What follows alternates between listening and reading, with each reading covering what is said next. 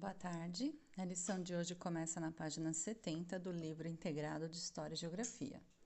Quando começa a história do Brasil?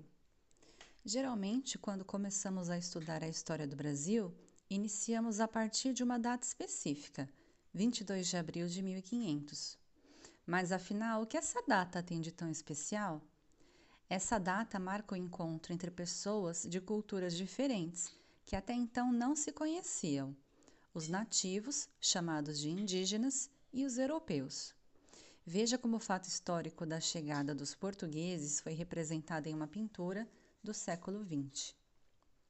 Então, aqui na pintura nós podemos ver um barco a remo chegando no litoral e os indígenas, todos aqui meio assustados, com flechas, com estacas, observando aquelas pessoas chegando do mar vestidas tão diferentes. Desembarque de Pedro Álvares Cabral em Porto Seguro, 1500, de Oscar Pereira da Silva. Olhos sobre tela, 190 cm por 330 cm, 1922. Pergunta 1. Quem são os personagens que aparecem na imagem? Descreva como eles foram representados. Então, se não quiser escrever no livro, por favor, coloque no caderno. Quem são os personagens? Então, nós temos os nativos, que são os indígenas, e nós temos os europeus. Como que eles foram representados? Os europeus foram representados com roupas grossas e pesadas, enquanto os nativos indígenas foram representados seminus e com algumas armas. Assim como vimos, o território que hoje é conhecido como Brasil já foi habitado havia muito tempo por diversos povos indígenas. Cada um deles tem suas culturas, seus costumes e sua história. Página 71. A diversidade de povos indígenas. Quando os portugueses desembarcaram no Brasil, o território abrigava uma grande diversidade de povos. De acordo com a Fundação Nacional do Índio, FUNAI, calcula-se que aqui viviam aproximadamente 3 milhões de indígenas, organizados em mais de 1000 povos diferentes. Observe as imagens a seguir. Elas representam a visão dos europeus sobre alguns povos que habitavam o Brasil. Chefe Bororô, de François Louis de Castelnau. Cromolitografia, século XIX. Índia Camacan Mongói, de Jean-Baptiste Debré. Litografia aquarelada, século XIX. Índio Munduruku, de Hércules Florence, aquarela Nanquim, 1825. Mauê com coifa, de Spix e Martil, grafura, século XIX. 2. Descreva cada uma das pessoas representadas nas imagens. O que elas têm em comum? Existem diferenças entre elas? Quais? Então, vocês vão fazer no caderno, porque vai ficar um pouco longo. Vocês podem colocar. O chefe Bororô tinha o cabelo cortado em forma de tigelinha, uma franja, usava um cocar com penas e ossos. A Índia Camacan utilizava pinturas corporais, utilizava colares e um cocar com flores e penas e folhas. O índio Munduruku utilizava alguns adornos na orelha, pintura facial, cabelo raspado, pintura no corpo.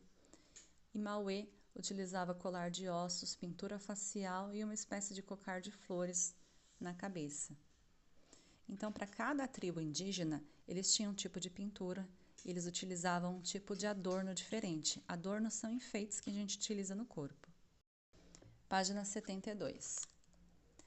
Ao desembarcar no litoral do Brasil, os portugueses entraram em contato primeiramente com povos que falavam a língua tupi, como os Tupinanquim, Tupiniquim e os Tupinambá.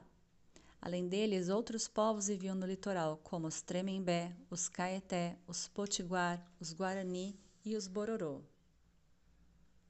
Além das características observadas nas imagens da página 71, como os adornos e as pinturas corporais, havia outras diferenças culturais entre os povos nativos.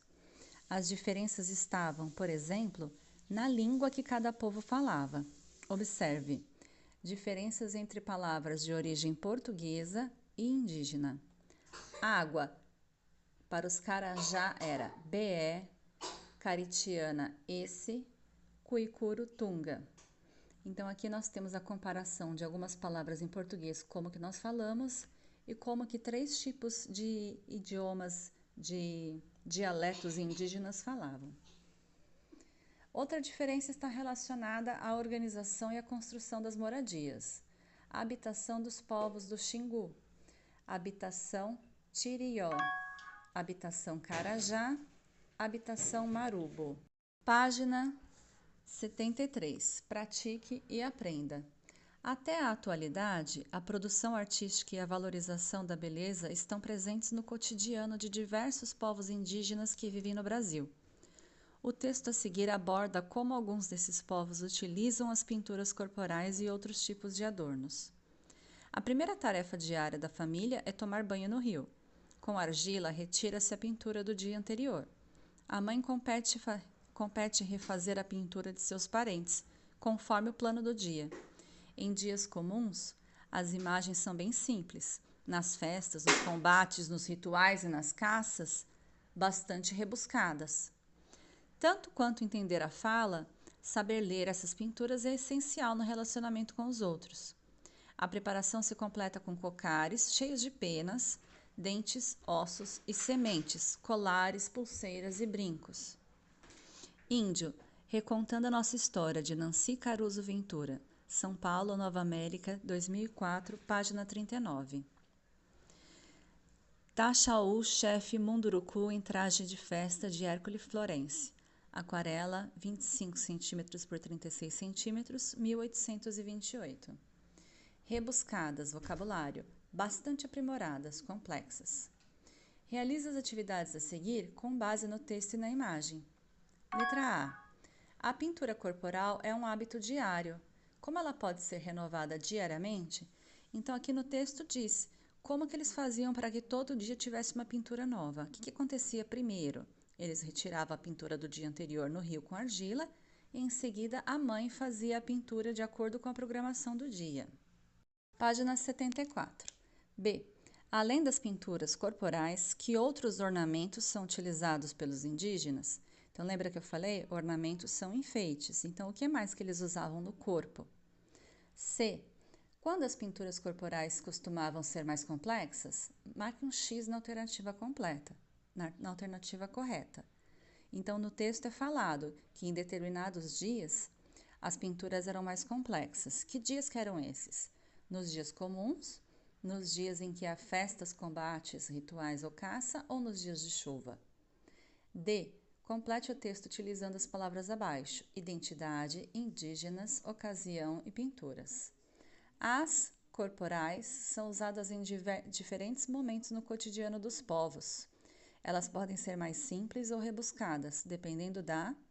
Elas são importantes na cultura e para a desses povos. E, em sua opinião, todos os povos indígenas utilizam os mesmos tipos de pinturas corporais e adornos? Por quê? Então, eu já falei sobre isso um pouquinho antes no vídeo. Cada tribo indígena tinha seu tipo de pintura e seu tipo de adorno. Por quê? Porque representava a cultura deles.